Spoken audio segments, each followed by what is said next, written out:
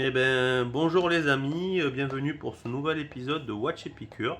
Voilà, ben aujourd'hui on a la chance, grâce à un collectionneur anonyme, d'avoir la présence de la nouvelle Submariner. Voilà, donc ce qui est pas commun puisqu'elle vient à peine de sortir.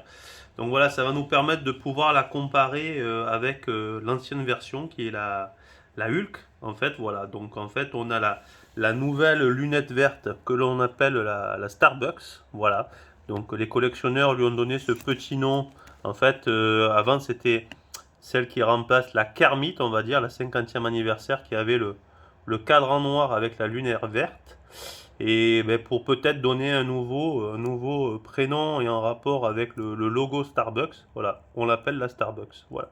Donc nouvelle Submariner, alors vous allez noter, voilà, c'est un petit peu pour ça que j'ai fait cette vidéo. L'ouverture de cadran qui est un petit peu plus grande. Voilà, donc je sais pas pourquoi Rolex a fait un cadran un petit peu plus grand, peut-être pour le marché américain.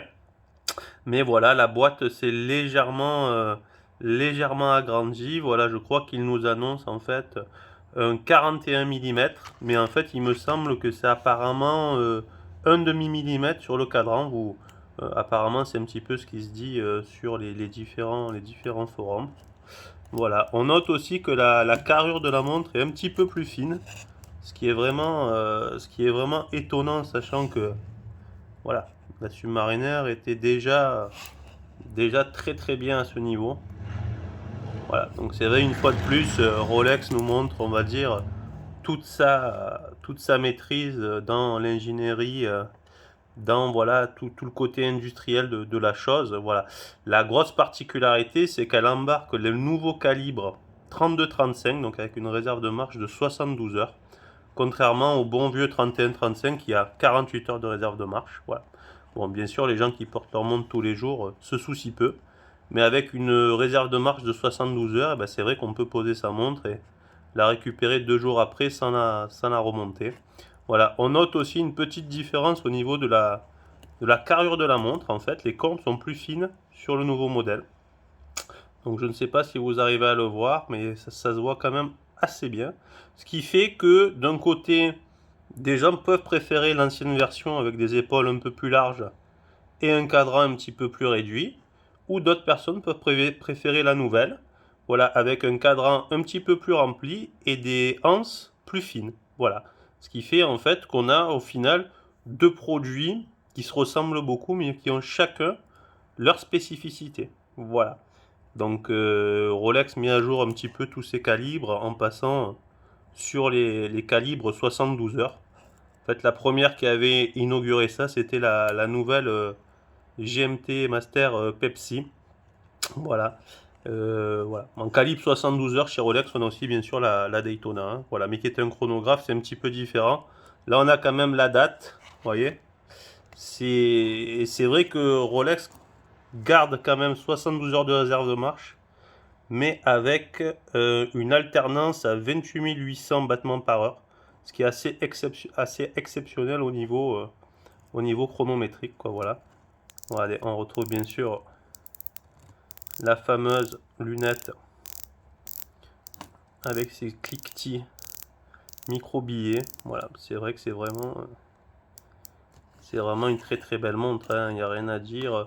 Le bracelet est un petit peu plus épais et le fermoir aussi. Voilà, fermoir de très très belle qualité. Voilà.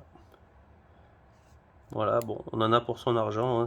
Quand on réussit, on va dire, à l'acheter au prix catalogue normal, c'est vrai que voilà, c'est une très très belle montre et je remercie le collectionneur qui s'est proposé pour nous la prêter. Voilà, donc j'ai la chance en faisant une vidéo de connaître maintenant pas mal de collectionneurs. Donc voilà, ça permet d'alimenter un petit peu la chaîne.